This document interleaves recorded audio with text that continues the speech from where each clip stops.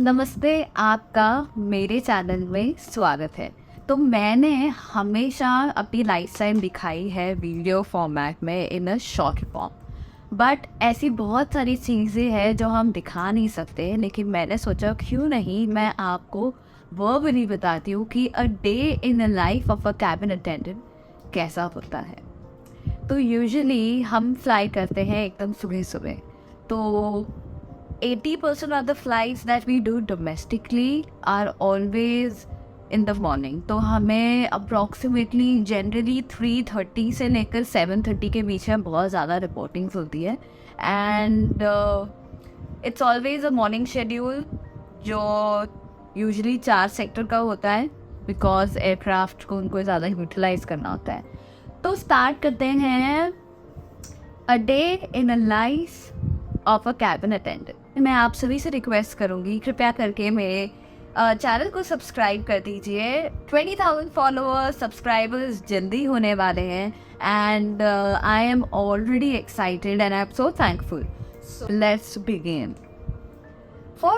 Usually as a flight attendant हमारी सबकी flight generally सुबह सुबह की होती है। So it's generally an early morning flight if you are operating a domestic sector and even the international sectors भी, but generally it's 80% of the flight जो हमारे roster पे होती है वो morning flights होती है। and if for example अगर 6 बजे की फ़्लाइट है, तो अगर मेरी 6 बजे की फ़्लाइट है तो मुझे रिपोर्ट करना पड़ेगा D-75। अब D-75 क्या होता है? D-75 is departure minus 75 minutes. Departure के 75 मिनट्स मुझे एयरपोर्ट टच हो जाना है। अगर 6 बजे का रिपोर्टिंग है तो मुझे 4:45 को एयरपोर्ट में पहुंच जाना है। अगर एयरपोर्ट में 4:45 को पहुंचना है तो 1 घंटे पहले मेरी कैब आ जाएगी, यानी कि 3:45। अगर 3:45 को मेरी कैब आ रही है तो I know I take 1 hour to get ready, तो मैं अपना अलार्म 1 घंटे पहले यानी कि 2:45 का रखूँगी।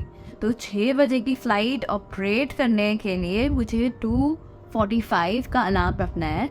I am only taking consideration of those crew जो 1 घंटे के रास्ते में रहती है। ऐसी बहुत सारे क्रू है जो मुंबई एंड दिल्ली के आउटस्कर्ट्स में रहती हैं एंड वो 2-2 घंटा, कोई 3-3 घंटा वन वे भी ट्रैवल करती है। सो मैं 2:45 को अलार्म रखूँगी। एक दिन पहले I would set my bag. मैं अगर नेवर जा रही हूँ तो नेवर के लिए कपड़े डालूंगी, जो भी मुझे नेसेसरी टॉयलेटरीज चाहिए वो डालूंगी, अपना बैग रेडी रखूँगी। I would prepare my uniform and I'll go off to sleep। Generally अगर 2:45 को उठना है तो 10 साल के करियर में मैं कभी भी सो नहीं पाई हूँ।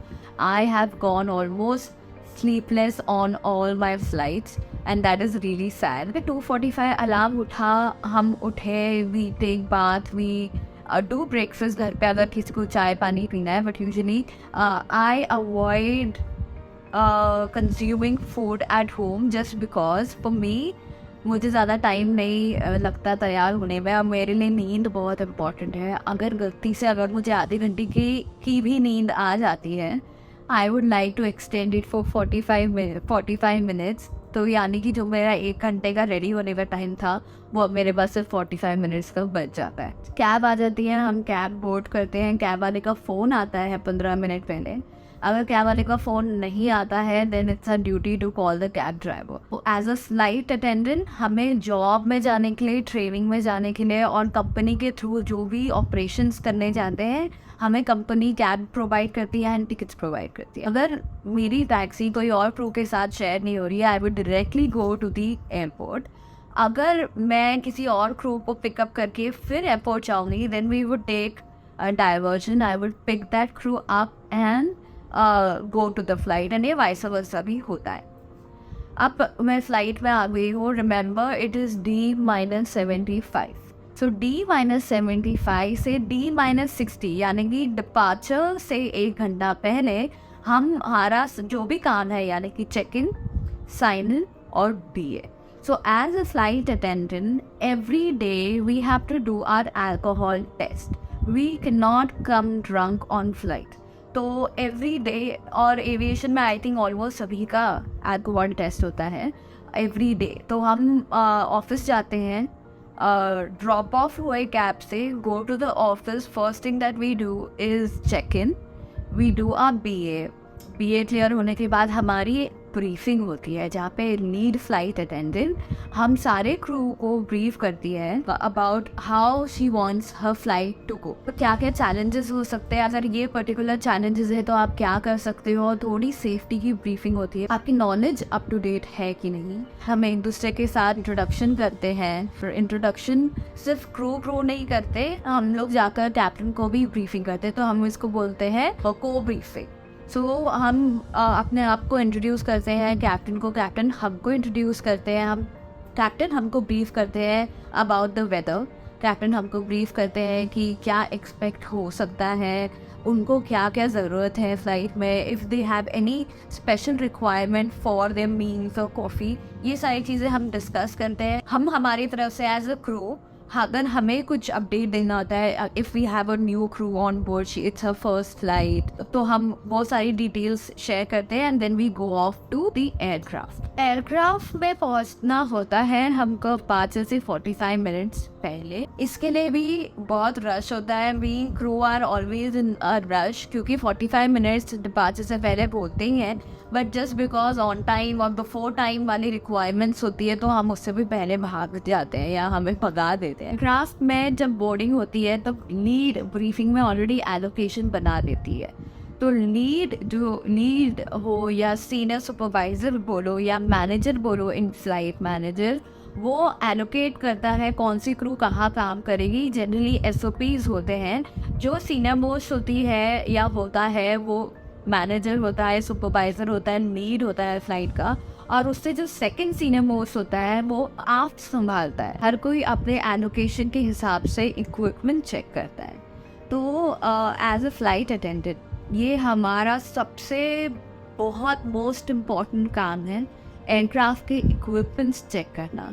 और हम बैग रखते ही हमारे इक्विपमेंट्स चेक करते हैं, देखते हैं कि सब कुछ सही से चल रहा है, हमारी जो लिस्ट है उसके हिसाब से सारे equipments as per location present है और उनकी एक्सपायरी डेट वैलिड है, एंड बहुत सारे अलग प्रोसेसेस जो हम चेक करते हैं। हम वापस कॉकपिट जाते हैं, कॉकपिट को रेडी करते हैं। सो एज ए लीड ये मेरी ड्यूटी होती थी कि मैं जाकर कॉकपिट रेडी करूँ। कॉकपिट रेडी करना मतलब पायलट्स की जो पेपर्स हैं वो रेडी करना, उनके लिए वाटर बॉटल्स रखना, वेट टिश्यू पेपर रखना, सैनिटाइजर्स रखना, और उनकी जो भी रिक्वायरमेंट्स जो उन्होंने हमें ऑलरेडी ऑन ग्राउंड दी थी वो सारी चीज़ें अरेंजमेंट करके रखना। कॉकपिट रेडी कर दिया मैंने एज ए लीड। साइमल्टेनियसली जो मेरी R1 है, यानी कि जो मेरे साथ मेरी गैली शेयर कर रही है, वो क्रू हैंडल करती है केटरिंग। अब साइमल्टेनियसली हमने केटरिंग भी चेक करना होता है कि भी कैटेगरी ऑफ आइटम्स आए हैं, फूड आइटम्स आए हैं, it should match the opening जो पेपर देता है catering staff. Catering cross check करने के बाद हमारी स्टार्ट होती है बोर्डिंग प्रेपरेशन। बोर्डिंग प्रेपरेशन में हम लोग करते हैं म्यूज़िक ऑन, लाइट्स देखते हैं कि कोई भी एक्स्ट्रा लाइट्स ऑन नहीं है, सारी lights is according to the SOPs। Water tray ready करते हैं, आगे एक वाटर ट्रे होती है, पीछे वाटर ट्रे होती है फॉर पैसेंजर्स जो बोर्ड हो रहे हैं, अगर उनको प्यास लग रही है ऑन द गो हम उनके लिए पानी रेडी रखते हैं। हमें ग्राउंड स्टाफ बताता है कि बोर्डिंग स्टार्ट होने वाली है, तो 2 क्रू कैबिन में होती है, 2 क्रू गैली संभाल रही होती है। अब जो 2 क्रू कैबिन में होती है उनकी यही ड्यूटी होती है कि वो मेक श्योर करे कि पैसेंजर्स अपने बैग ठीक से रखे, वो ठीक से रख रहे हैं कि नहीं रख रहे, उनको गाइड करे कि किस तरह कहाँ रखना है, ये उनकी ड्यूटी होती है। Plus welcoming is one of the part जो वो लोग वहाँ कर रहे होते हैं। जो गैली में क्रू खड़ी है वो उनकी मेन ड्यूटी होती है wishing the passengers and taking note of the passengers कि कैसे पैसेंजर्स बोर्ड हो रहे हैं। हम उस वक्त पैसेंजर्स को विश करते हैं, हम ये भी मेंटल नोट लेते हैं कि कौन से passengers actually able bodied person हो सकते हैं हमारी हेल्प करने के लिए अगर कोई इमरजेंसी होती है। हम कोई भी सस्पेक्ट हो वो भी हम नज़र रखते हैं, एंड कोई मदर विद इन्फेंट हो जिसको स्पेशल नीड्स हो या कोई प्रेग्नेंट लेडी हो। एक्चुअली प्रेग्नेंट लेडी हमको आकर बताती नहीं है कि हम प्रेग्नेंट है। एज अ फ्लाइट अटेंडेंट ये हमारी ड्यूटी होती है कि हम अपने पैसेंजर्स को प्रोफाइल करें और हम ये देखें कि कौन से पैसेंजर्स को कौन सी प्रकार की नीड हो सकती है। तब हम सारे क्रू जब बोर्डिंग कर रहे होते हैं, हम ये सारी चीज़ों का मेंटल नोट लेते हैं, साथ साथ पैसेंजर्स को ब्रीफ करते हैं, व्हीलचेयर पैसेंजर्स को ब्रीफ करते हैं, प्रेग्नेंट लेडीज को ब्रीफ करते हैं, अगर एक चाइल्ड पैसेंजर अकेला ट्रैवल कर रहा है, पैसेंजर्स इन स्पेशल नीड, ये सारी चीज़ों का हम नोट डाउन करते हैं। ये सारे चेक्स वो एज ए लीड मुझे देते हैं। अगर कोई इन्फॉर्मेशन जो इम्पोर्टेंट है और मुझे कैप्टन को इन्फॉर्म करनी है तो मैं इन्फॉर्म करूँगी। फॉर एग्जांपल, अगर पैसेंजर्स ऑन व्हीलचेयर है, उनका रीज़न क्या है, हेल्थ रीज़न है कि ओल्ड एज है, ये सारी इन्फॉर्मेशन हम आपस में एज ए टीम शेयर करते हैं। और ड्यूरिंग द बोर्डिंग प्रोसेस हमें इन्फॉर्म किया जाता है कि बोर्डिंग हो गई है बाय द ग्राउंड स्टाफ, और जैसे ही हमको इन्फॉर्मेशन आती है हम बोर्डिंग की अनाउंसमेंट बोर्डिंग कंप्लीट अनाउंसमेंट करते हैं एंड हम सारे पैसेंजर्स को सेटल डाउन करते हैं। कैप्टन की अनाउंसमेंट होती है क्लोज ऑल डोर्स। इससे फिर आफ्टर क्रू के भी कंफर्मेशन कॉल आएगा, then our doors are closed and no ground personal on board. It is really important कि हम बोर्डिंग कंप्लीट होने के बाद ये चेक करें कि कोई एक्स्ट्रा सोल ऑन बोर्ड तो नहीं है, यानी कि कोई एक्स्ट्रा पैसेंजर या कोई ग्राउंड स्टाफ या कोई क्लीनर है तो नहीं गया। तो ये सारी चीज़ें चेक करने के बाद हम हमारा डोर क्लोज करते हैं। डोर क्लोज होते ही हमारी अनाउंसमेंट स्टार्ट होती है वेलकमिंग की। एज ए लीड मैं अपने पैसेंजर्स को वेलकम करूँगी।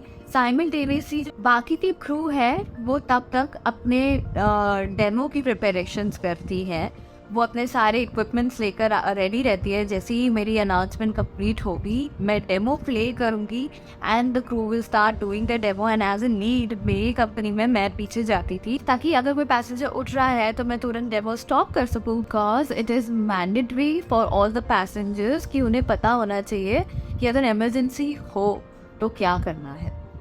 तो ये सारी चीज़ें होने के बाद मैं एज ए लीड डेमो के बाद क्रॉस चेक करूँगी मेरे सारा एयरक्राफ्ट सिक्योर है कि नहीं। अब क्रॉस चेक करूँगी, क्या क्रॉस चेक करती हूँ कि सारी ब्रीफिंग्स हो गई है, इन्फ्रेंट्स अच्छे से सिक्योर है, पैसेंजर्स ने अपने बैग अच्छे से रखे हैं, I cross eyes should be clear, और पैसेंजर ने सीट बेल्ट पहनी है कि नहीं, फ़ोन एयरपोर्ट मोड में है कि नहीं, एंड ओवरहेड बिन्स सारे अच्छे से बंद है, विंडो शेड्स खुले हैं कि नहीं, सीट बैग सीधी है कि नहीं। ये सारे प्रोसेस हम चेक करते हैं।